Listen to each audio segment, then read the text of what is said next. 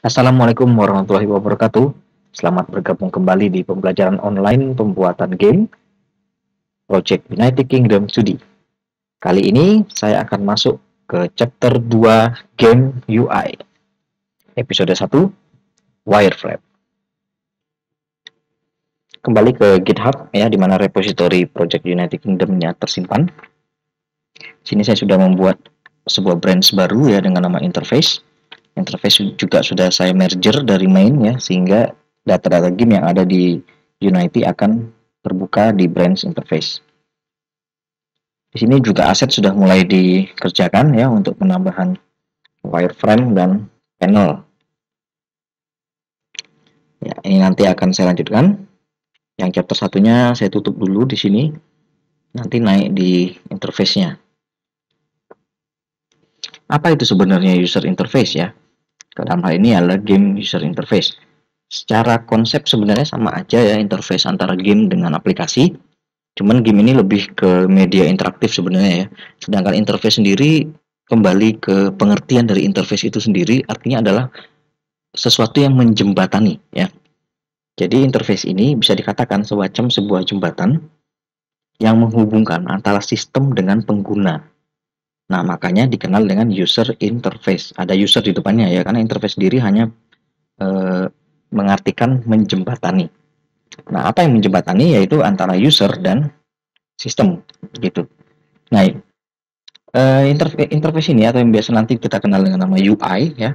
UI ini mempunyai tampilan bentuk ya, bentuk gitu ya, di dalamnya bisa terdapat warna, bisa terdapat tombol-tombol navigasi yang bisa diklik ya, dan juga ada tulisan-tulisan yang menjelaskan seperti itu. Nah, UI sendiri di dalam game itu digunakan untuk membantu user ya, untuk membantu user dalam memainkan gamenya. Karena UI ini perannya sangat penting ya, sangat krusial. Jadi dengan adanya UI ini, seorang player itu dapat mengerti bagaimana cara memainkan gamenya tersebut. Jika UI tersebut dibuat, kemudian player tidak mengerti, masih tidak mengerti, nah maka UI tersebut akan dianggap gagal, gitu. Nah, bagaimana caranya supaya UI itu bisa menyampaikan ya atau sesuai dengan maksudnya yaitu menjembatani tadi. Nah, maka banyak hal yang perlu diperhatikan dalam merancang UI. Yang paling umum adalah mereferensi ya, mencari referensi. Yang paling umum ya, yang paling umum bisa orang lakukan adalah mencari referensi tentang yang namanya user experience atau pengalaman pengguna. Nah, misal saya membuat game top down. Saya membuat game top down ya, menggunakan ASWD, terus spasi untuk nyerang. Nah, ASWD dan spasi ini sebenarnya masuk dalam user experience ya, di mana game-game bergenre top down itu umumnya menggunakan tombol tersebut. Ya, nah jadi ini yang dimaksud dengan user experience. Jadi pengalaman user ketika bermain game top down. Jangan sampai nanti ketika saya membuat game top down, saya tidak mengacu pada user experience. Fatalnya di mana? Nah, fatalnya ketika game saya launching, ya, saya tidak menggunakan ASWD. Misalnya saya menggunakan tombol yang lain, QWERTY atau mungkin 1, 2, 3, 4, 5. Nah, itu akhirnya orang akan bingung. Karena nggak umum gitu ya. Karena yang orang tahunya ya jalan tuh ASWD, 1, 2, 3 itu biasanya dipakai untuk item atau skill kan gitu. Spasi dipakai untuk menyerang. Nah, jadi pentingnya user experience ini mendukung pembuatan konsep dari user interface itu sendiri. Nah, mencari reference itu sebenarnya tidak masalah ya kalau reference. Jadi mungkin dianggap wah itu nanti plagiat atau apa. Sebenarnya untuk mencapai kata plagiat sendiri itu tidak suatu hal yang mudah ya. Baru dikatakan plagiat jika menggunakan satu referensi ya. Jika hanya menggunakan satu referensi itu sudah kena yang namanya plagiat. Maka dari itu semakin banyak referensi yang digunakan ya, semakin bervariasi lah UI yang diciptakan dan dia akan terhindar dari yang namanya plagiat. Ya, perlu diingat ya, plagiat itu biasanya hanya menggunakan satu referensi. Jadi gunakan lebih dari satu ya, 3 sampai dengan 5 itu sudah aman. Untuk mengawali pembuatan user interface atau UI, itu dibutuhkan yang namanya perancangan ya. Nah, perancangan dalam UI itu biasanya diawali dengan pembuatan yang namanya wireframe. Kalau diartikan secara terpisah ya, wireframe ini adalah wire itu kawat, frame ini bingkai. Jadi secara kesatuan wireframe ini sebuah bingkai yang hanya terdiri dari garis-garis. Saya sudah merancang UI untuk game saya ya. Saya membuatnya menjadi 7 wireframe. Nah, langsung saja saya pergi ke rancangan UI-nya ya. Nah, ini yang namanya wireframe, hanya garis-garis saja ya. Nah, game yang saya buat ini rencananya cross platform, jadi ada di desktop, ada di smartphone ya. Tidak hanya di smartphone atau tidak hanya di dalam konsol atau desktop.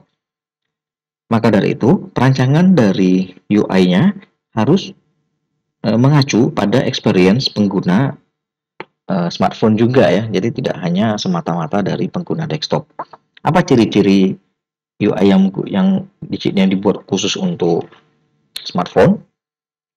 Yaitu peletakan tombolnya ya. Umumnya tombol tidak diletakkan di tengah. Berbeda kalau ini kan hanya panel untuk yes atau no. Kenapa diletakkan di tengah? Supaya tidak gampang disentuh ya, supaya tidak gampang diklik atau dipencet.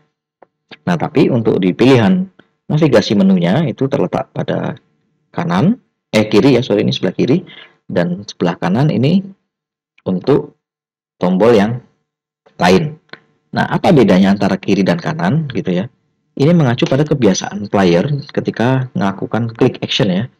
Tangan kanan jauh lebih aktif dari tangan kiri. Ya, tangan kanan umumnya ya, walaupun ada yang kidal ya. Tapi di sini saya mengacu ke yang umum. Jadi tangan kanan itu umumnya jauh lebih aktif. Sedangkan pengguna mouse dan keyboard itu juga sama ya. Orang biasanya meletakkan mouse di sebelah kanan, bukan di sebelah kiri ya. Nah, maka dari itu tombol-tombol yang berada di sebelah kanan adalah tombol-tombol yang memang sifatnya primer ya. Primer itu artinya akan sering diakses. Sedangkan di tombol kiri ini biasanya tombol-tombol yang jarang diakses. Nah, maka dari itu peletakan navigasi menu ya, navigasi menu itu umumnya itu berada di sebelah kiri. Karena untuk mengakses menu itu kan nggak bakal sering gitu ya. Nah, tapi nanti ke depannya ketika memang kenyataannya user terlalu banyak mengakses menu, nah mungkin menu bisa diletakkan di sebelah kanan. Jadi ini tergantung dari seperti apa nanti gamenya berjalan. Hanya saja defaultnya di sini menu saya letakkan di sebelah kiri dengan harapan menu tidak terlalu sering dipencet. Nah, di sini untuk pilihan permainannya ya ada Daylight, ada Nightmare, ada Quit Game. Kemudian saya letakkan di sebelah kanan. Tombol Quit itu memang umumnya di UI pasti ada tombol keluar ya, umumnya. Jadi UI yang bagus itu UI yang mempunyai tombol keluar, biar player tuh nggak bingung ini nggak keluarnya gimana gitu kan. Nah, seperti ini ya, ini untuk yang tampilan di menu utamanya. Lalu tampilan yang kedua, sini ada 4 navigasi ya. Ada home, stop, bench, dan go to ya. Nah, go to itu sebenarnya ini go to nih. Jadi ketika saya klik go to nanti muncul pilihan ini. Saya mau ke Daylight, Nightmare, atau Quit Game. Kalau di chapter 1 kan yang saya buat sebenarnya Nightmare ya. Last 10 itu masuknya di sini. Di sini endgame, yes atau no. Kalau yes dia keluar, kalau no dia kembali ke permainan. Sini ada info karakter ya. Ini bisa saja nanti disamakan dengan tombol quit ya. Nanti kalau diklik sini, dia bisa munculkan panel keluar. Lalu tampilan selanjutnya ini saya mengacu pada home ya. Home dulu, home seperti ini tampilannya. Nah, jadi nanti ketika diklik home, muncul lagi ya, muncul lagi opsi seperti ini. Ada 3 tombol rencananya di sini lupa saya tulis ya, di sini stat harusnya status. Lalu di sini tuh rest ya untuk istirahat. Lalu yang di bawahnya adalah library. Library ini semacam informasi ya nanti ya. Nah, pada status nanti tampilannya akan jadi seperti ini ya. Jadi ada portrait dari karakternya, lalu statusnya di sini menampilkan HP, magic point, MP atau stamina point ya. Lalu jumlah kill-nya berapa nanti akan ditampilkan di panel ini. Panel selanjutnya ada stock. Nah, stok ini merujuk pada inventory ya, jelas inventory. Di sini ada hanya baru saya taruh satu yaitu stok. Nah, susunan inventory-nya nanti seperti ini. Horizontal ya. Kenapa horizontal? Karena saya mengacu ke layar portrait, layar landscape ya, sorry, layar landscape. Karena umumnya yang namanya desktop, konsol, dan smartphone itu biasanya orang bermain di layar landscape. Nah, makanya saya taruh landscape seperti ini. Dan penempatan tombolnya pun bisa pas gitu ya, supaya tombol close-nya tetap berada di kanan bawah. Nah, ini kan yang jarang dipencet, ini yang sering dipencet. Begitu ya. Lalu yang selanjutnya ada bench. Bench ini semacam blacksmith ya, workshop. Nah, di sini ada dua pilihan, bisa furnace atau melting ya, melting space. Lalu ada crafting. Nah, ada dua nanti rencananya. Furnace ini nanti belum tahu juga nanti kegunaannya ya. Furnace biasanya menciptakan the next material atau menciptakan langsung item. Intinya dia mengolah sesuatu ya, mengolah raw material menjadi material yang lain. Sini ada pilihannya seperti ini, pilihannya nanti ya. Ada logo itemnya, terus cek ini button, ketika ini diklik atau ditekan, nanti ini akan dibuat. Gitu ya. Tetap berada di sebelah kanan ya, supaya ini aktif dipencet. Biar kiri gripnya lebih kuat ya, kalau smartphone. Tapi kalau menggunakan konsol atau desktop, saya rasa nggak ada masalah ya untuk UI ya. Tinggal klik-klik aja pakai mouse atau menggunakan joystick nanti ya. Lalu selanjutnya, ini saya sudah tadi ya untuk home, stop, bench, go to itu yang ini ya. Jadi ini untuk go to, ini navigasi sebenarnya menu. Kalau di konsep UI itu dikenal dengan nama navigation. Jadi navigation home nanti ke sini, navigation stock nanti ke sini ya. Lalu bench nanti ke sini. Nah, selanjutnya ini adalah menu utamanya ya, lobby. Jadi ketika gamenya dimulai nanti nampilnya kayak gini nih. Jadi ada tombol load, ada tombol exit, ada tombol start. Bentuknya masih dasar ya, ini belum ada saya tambahin lagi yang lain. Nanti seiring perjalanan game, mungkin ini akan ditambah-tambah lagi untuk tombol-tombolnya ya. Nah, ini untuk UI. Selain UI, saya juga mendesain yang namanya HUD. HUD itu kepanjangan dari Head Up Display ya. Nih HUD. Jadi HUD itu biasanya read only UI ya, dikenal nama read only UI. Jadi dia itu hanya menampilkan informasi saja. Jadi tidak ada interaksi di dalamnya ya. Kalau HUD itu. Jadi dengan artian HUD itu ini nggak diklik ya, ini nggak diklik, ini juga tidak diklik. Jadi nanti kliknya bagaimana? Nah, untuk kliknya nanti menggunakan langsung joystick. Terus kenapa ini ditampilkan? Nah, ini nanti akan digunakan untuk menyampaikan informasi kalau skill atau item tersebut sedang cooldown. Kalau saya main game itu, misalnya saya pencet skill 1, nanti kan skill 1-nya cooldown. Nah, bagaimana user bisa tahu kalau skill tersebut sedang cooldown? Sama saja seperti bar darah ini ya, ada bar darah, mana, dan stamina. Nah, bagaimana player itu bisa tahu berapa jumlah darah yang tersedia, berapa jumlah mana yang tersedia? Itu disampaikan game melewati yang namanya HUD. Ya, jadi HUD itu umumnya ketika game itu sedang bermain ya. Nah, saja di sini saya tampilkan UI untuk end panelnya tetap ada ya. Ini nanti akan hilang kalau ditekan no. Yes, maka dia akan kembali ke lobby atau menu gamenya ya, atau ke sini nanti. Bisa tergantung dari nanti pengennya kayak gimana. Kalau di end game bisa langsung ke sini atau bisa langsung kembali ke lobby. Gitu. Nah, cuma ini HUD-nya ya. Ini HUD-nya ada jumlah kill-nya berapa ya, statusnya. Ini levelnya ya, status levelnya, isi, medium, terus bar darah, bar stamina, bar mana ya. Lalu di sini ada jumlah koin yang didapatkan. Ini status itemnya sedang cooldown atau tidak, dan ini status skillnya. Nah, begitu. Kalau yang di bawah ini barnya bar durasi ya. Nah, karena saya menggunakan cross platform ya, cross platform itu artinya tidak hanya di desktop, tapi juga harus ada di yang sifatnya smartphone. Konsep dari smartphone itu sebenarnya touchscreen ya, touchscreen. Maka dari itu HUD-nya harus dibuat interaktif. Interaktif artinya dapat di play, ya dapat diklik atau dapat disentuh ya. Maka HUD-nya mendapat campuran UI ya, ini di sini. Dia ada HUD-nya tetap ya, ini tetap ada HUD-nya. Cuman formasinya saya rubah. Tetap mengacu pada jumlah bar HP, MP dan SP dalam total koin, jumlah kill dan level itu tetap ada, hanya saja di sini lebih saya padatkan mengingat layar smartphone itu jauh lebih kecil ya ketimbang layar desktop.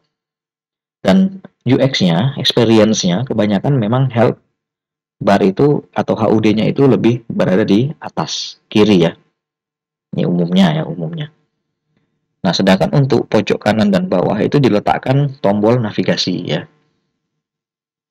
Jadi ini betul-betul saya ambil dari experience ya, experience pengguna. Di sini ada analog joy analog untuk menggerakkan player.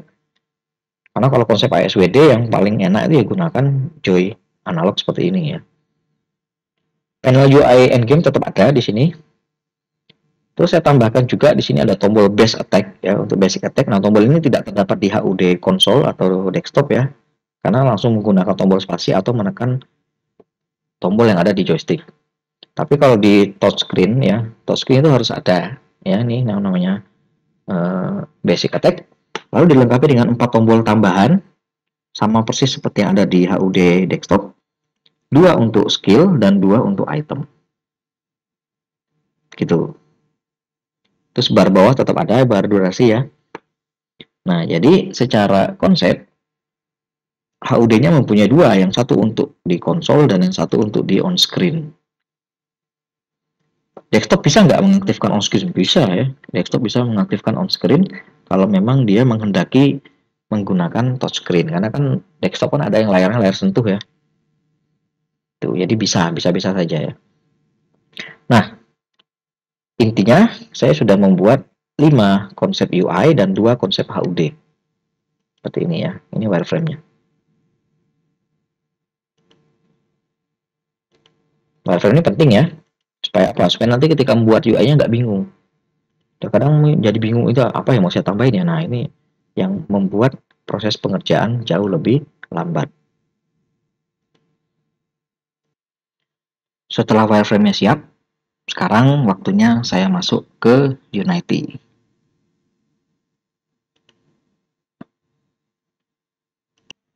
Pada pembahasan sebelumnya, ini gameplay yang saya buat memang belum memiliki UI ataupun HUD ya. Nah, sebenarnya di gameplay sendiri HUD itu dapat ditambahkan ya seperti yang sudah saya rancang di wireframe. Hanya saja untuk di UI-nya, saya harus menemukan tempat yang tepat untuk memasang UI tersebut.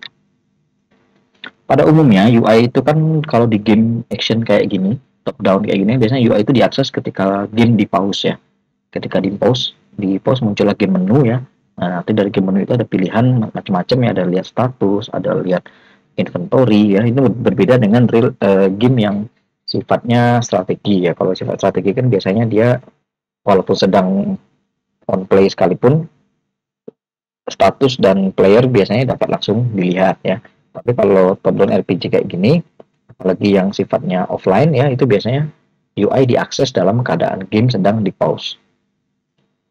Nah, akan tetapi di game yang saya rancang ini ya, nanti UI-nya terpisah dari gameplay. Jadi dalam artian ketika dia sedang gameplay last turn ini, nanti ada durasi waktu ya, ketika durasi waktunya itu habis, nah dia akan kembali ke sebuah kayak lobby gitu ya, kayak base camp. Jadi nanti saya siapkan satu buah base camp. Nah, nanti dari base camp tersebutlah UI akan diakses. Seperti itu. Jadi kayak ada campuran strateginya juga ya di dalam game ini. Nah, untuk itu saya sudah menyiapkan mapnya ya. Waktu itu kan sempat saya buat mapnya dalam jumlah yang cukup banyak ya. Di bagian resource ya, private map. Nah, di sini sudah ada 4 jenis map yang saya buat sebenarnya ya. Di sini ada yang namanya campfire. Nah, ini campfire ini lah map yang saya siapkan untuk UI-nya nanti. Coba saya load dulu. Nah, ini mapnya kayak gini bentuknya. Map ini sebenarnya nyatu ya. Nyatu dengan mapnya yang Dead Valley ini sebenarnya. Jadi kalau dibuat nyatu tuh dia kayak gini nanti. Saya satukan dulu.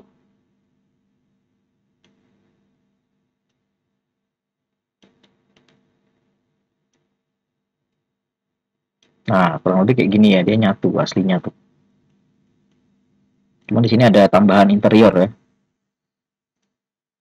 Nah, jadi mapnya antara Dead Valley dengan base camp-nya ini sebenarnya nyatu. Nah, nanti di sini yang akan kan saya tambahkan game UI-nya nanti ya, tapi ini berbeda scene nanti.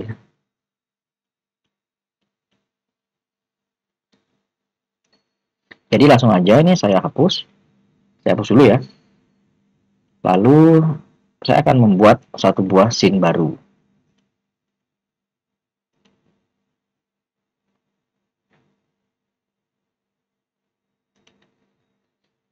Saya kasih nama sesuai dengan nama mapnya, Campfire Scene.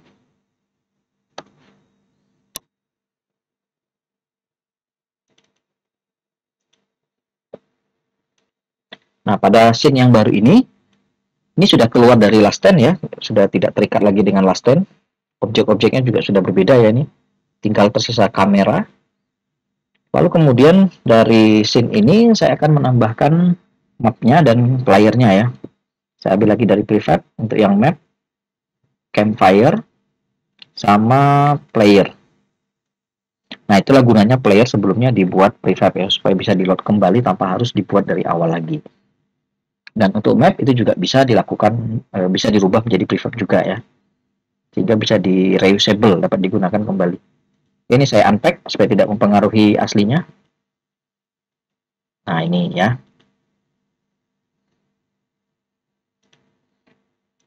Playernya saya pindahkan ke sini. Dan kameranya ini saya setting dulu kameranya. Saya pakai orthographic, coba 4 ya, biar agak kecil. Z-nya pastikan minus 10 dan playernya juga sudah disetting. Untuk animator kayaknya sebenarnya nggak dipakai ya untuk animator dan suara, karena saya pengennya ini hanya UI-nya aja ya. Jadi gamenya nanti kan tampilnya kayak gini nih. Nah, tampilnya kurang lebih kayak gini. Nanti kameranya saya setting dulu ya, kurang lebih kayaknya 4 terlalu kecil. Coba saya naikin 4,5.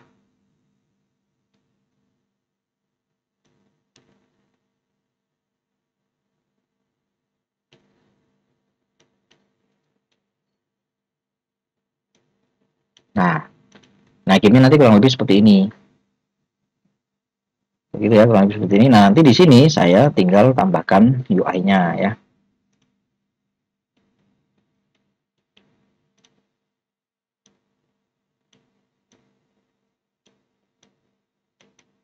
Jadi untuk playernya sendiri sini statik ya. Jadi ini mapnya map statik. Di UI ini nanti gamenya tidak ada gameplay ya, hanya UI-nya aja. Saya buat seperti game-game strategi pada umumnya ya. Jadi di sini ada sesuai dengan yang sudah saya rancang di dalam wireframe-nya ya. Nanti ada menu navigasi, UI, aksesnya di sini. Cuma saya berikan panorama ya. Saya berikan panorama. Nah, supaya panorama itu hidup, kemudian nanti di dalamnya saya tambahkan beberapa efek ya. Ini kameranya kayak kurang pas ya. Berapa ya nanya? 5 coba. 4,5. Ya lumayan sih. Kalau mau dilihat lebih besar ya kayak gini. Nah, lumayan ya. Nggak terlalu kecil. Ini ya paling digeser dikit. Scene-nya digeser sedikit.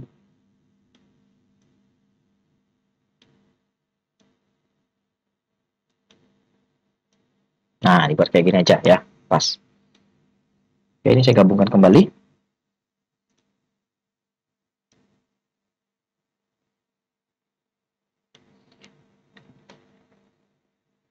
Player ini kemudian saya setting dulu untuk scene-nya nih. Sepertinya kalau sedang memegang senjata tidak terlalu bagus. Sprite-nya maksudnya ya. Jadi sprite-nya saya ganti dulu. Kalau lagi megang senjata tuh kayaknya gimana gitu.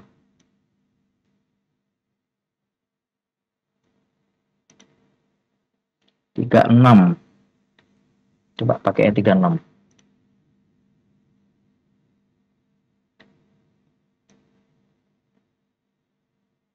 Nah, 36 ini pas ya. Senjatanya di belakang. Nah, jadi kayak gini kan dia terlihat lebih santai ya. Seperti tidak terlihat mau action. Nah.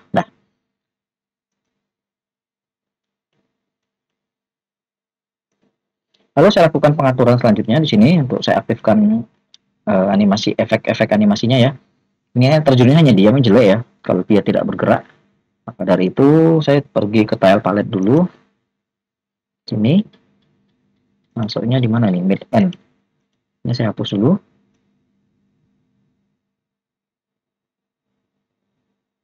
Lalu kemudian di pembahasan sebelumnya kan saya pernah membuat prefab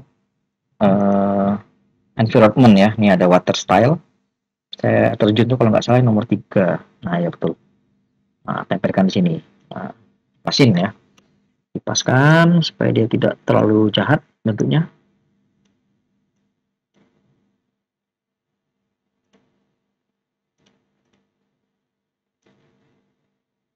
Nah, ya. Lalu saya akan tambahkan juga untuk air beriaknya. Satu.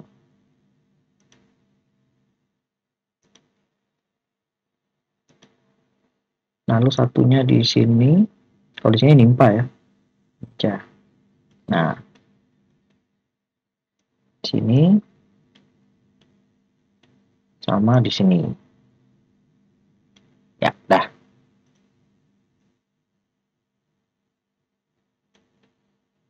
Ini saya buka prefabnya supaya tidak mengganggu, supaya tidak merubah ya nanti takutnya kalau ada perubahan.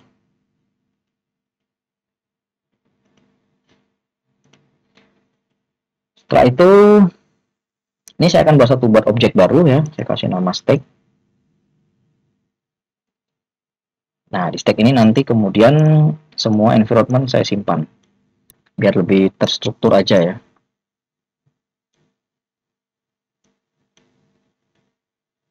Di map ini juga ada interiornya ya. Interior ini kan ada 3 rumah nih. 1, 2, 3. Nah, kalau di desain wireframe saya kan ada ada settingannya ya untuk furnace, blacksmith ya, terus inventory sama home biar bisa istirahat. Nah, maka saya juga harus membuat interiornya. Nah, ini interiornya. Ini interior dalam rumah. Ini bentuknya ya, ini map. Lalu ada bengkel ya, furnace, bagian pembakaran. Ini yang bagian crafting table ya. Lalu di sini ada untuk inventory. Semua sudah disiapin ya, nanti tinggal dilakukan settingan saja. Untuk bisa mengakses ya, interiornya ini sebenarnya ada beberapa opsi. Opsi yang pertama adalah kameranya yang dipindahkan. Tapi kalau dipindahkan kamera, nanti settingan di scriptnya cukup banyak ya, karena saya harus merubah yang jelas ya. Yang jelas itu saya harus merubah ini size dari kameranya. Nah, maka dari itu untuk menghindari hal-hal yang sulit, kameranya saya duplikat aja. Saya buat satu buah kamera lagi. Saya kasih nama sub kamera. Jadi sub kamera ini akan bertugas take mengambil gambar untuk khusus di interiornya ya. Nah, di interior rumahnya. Ini saya paskan ukurannya sekitar 3 ya berarti ya, 3. Nah, 3 masih kebesaran. Coba 2,7. Ya, 2,8 ya. Nah, karena kamera ini dia tidak mengambil suara ya, jadi audio listenernya saya matikan saja. Oke, ini saya save. Oke, settingan untuk scene-nya sudah selesai. Nah, sebelum saya masuk ke UI-nya ya, di sini ada sedikit trik. Dari tile palette ya, dari tile palette dan map ini sebenarnya UI itu bisa dirancang langsung dari sini ya sebenarnya. Kalau niat gitu ya. Jadi dari tile palette ini kan sebenarnya banyak pilihan ya, banyak opsi-opsi untuk tembok dan lain-lain ya. Nah, ini sebenarnya bisa digunakan untuk UI ya. Misalnya saya ambil contoh ya, misalnya kayak gini. Nah, ini kan satu. Lalu di sini saya tarik seperti ini.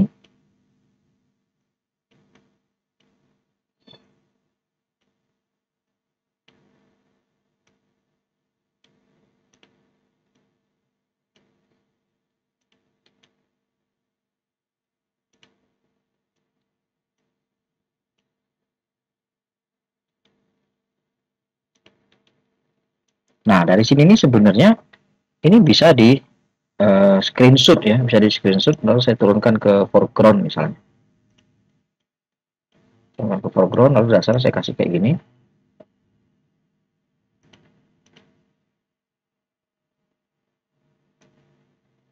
Nah, ini kalau di screenshot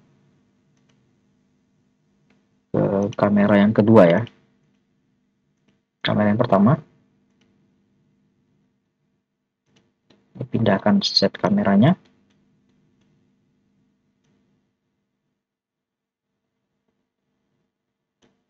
Ini saya ganti jadi warna hitam ya.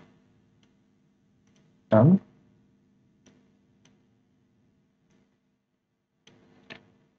Nah, ini kalau kalau kalian screenshot ya, ini pindahkan ke Paint atau ke Photoshop, ini bisa dijadikan latar untuk UI sebenarnya. Ya, sangat-sangat bisa. Screenshot kan gampang, tinggal menggunakan crop. Ya, tinggal di crop aja. Ini kan nanti bisa digunakan kembali untuk UI, untuk aset UI ya. Karena beberapa aset UI pun juga saya ambil dari sini supaya saya tidak mencari-cari gambar di luar. Nah, triknya seperti itu sebenarnya ya. Oke, ini trik ya, jadi saya hapus lagi aja.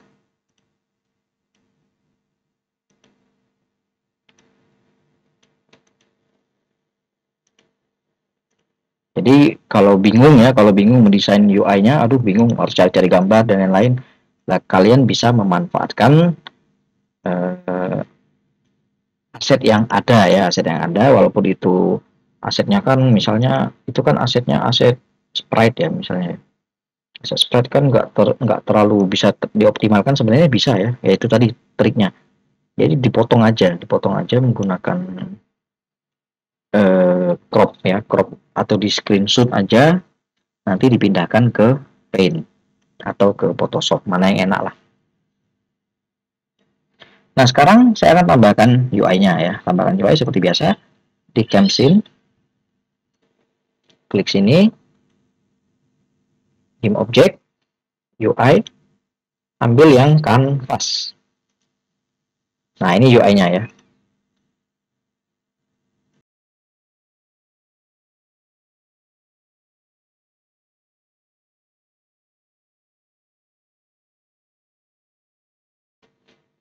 Lakukan beberapa settingan pada UI-nya ya. Yang pertama, render modenya ini ada space screen ya. Ini screen, ukuran dari screen-nya mengikuti overlay atau mengikuti kamera ya. Lalu ada workspace. Di sini biarkan aja overlay. Kalau workspace ini biasanya UI yang untuk game object ya, bisa bisa dipakai. Jadi pengennya di game object tuh ada UI-nya, entah itu dialog atau apa. Nah, itu biasa bisa menggunakan yang namanya word workspace tadi ya. Nah, nanti kalau menggunakan kamera bisa menentukan targetnya ya, tapi di sini saya menggunakan overlay aja. Lalu yang selanjutnya di sini ada canvas scaler ya, scaler. Sini saya ada yang constant pixel. Jadi constant pixel ini merujuk pada ukuran konstan, tapi tidak terlalu bagus untuk Android yang mempunyai layar yang berbeda-beda ya. Nggak terlalu nggak terlalu bagus ya. Jadi saya akan menggunakan screen size saja ya. Nah, screen size. Sini ada screen untuk resolusi maksimumnya berapa ya. Misalnya saya sesuaikan dengan layar monitor saya 1366 kali 768. Nah, ini misalnya saya sesuaikan dengan kondisi layar saya. Nanti kalau HP tinggal diukur aja ya, HP maksimal itu targetnya berapa nanti bisa dipaskan. Untuk reference pixelnya ini karena pixel art saya akan menggunakan, saya coba di angka 32 dulu ya. Kalau kalau kurang nanti saya kecilkan lagi ke 16. Nah, ini untuk settingannya sudah.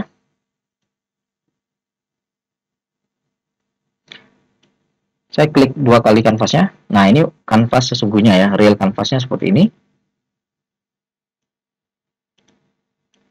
Nanti dari sini kemudian akan saya sesuaikan dengan wireframe yang sebelumnya sudah saya rancang. Kembali ke repository, kemudian aset-aset yang sudah dibuat ya, saya merger ke dalam interface supaya dapat diolah ya. Nah, di sini sudah terdapat 4 gambar dasar, di mana gambar-gambar ini sebenarnya saya buat di tile map ya, seperti yang tadi sebelumnya saya contohkan. Jadi di map itu nanti bisa digambar di tile map ya, kemudian di screenshot, lalu dibuat di dalam ya, bisa di dalam Paint atau di Photoshop ya. Nah, ini saya sudah membuat 4 buah gambar yang akan saya gunakan untuk panel. Ini yang pertama, lalu ini yang kedua, dan ini yang ketiga, lalu ini yang keempat. Nah, Ini kalau dilihat betul ya ini semuanya diambil dari tile palette yang ada di LPC ya. Kembali lagi ke Unity. Nah, sekarang aset yang tadi sudah di merger ya, akan saya gabungkan kembali di Unity-nya ya.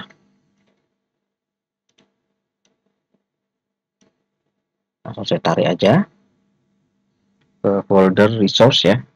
Jadi ada resource audio, clip di mana semua aset-aset tersimpan. Nah, saya tambahkan aset yang GUI tadi. Nah, sudah dipindahkan ya di sini dalam GUI foldernya ya, sama gambar yang tadi. Ini ada ketinggalan satunya paper. Nah, ini nggak usah dirubah settingannya ya, karena ini single, karena dia hanya satu gambar ya, bukan berupa sprite. Jadi tidak perlu dirubah sprite modenya, pixel per unitnya itu nggak perlu. Nah, gambar-gambar ini kemudian nanti akan dipasangkan ya, akan dipasangkan di dalam kanvas UI ini. Nah, sekian dulu untuk materinya. Akan saya lanjutkan kembali di episode mendatang. Jangan lupa like jika materi ini membantu dan subscribe bagi yang belum. Terima kasih semua. Assalamualaikum warahmatullahi wabarakatuh.